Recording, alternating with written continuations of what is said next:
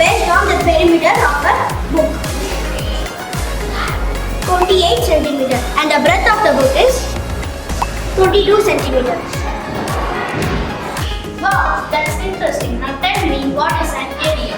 Area means the space inside the shape.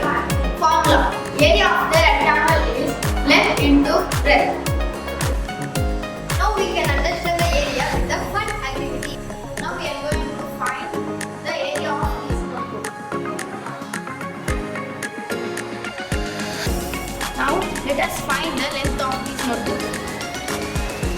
The length of this notebook is 24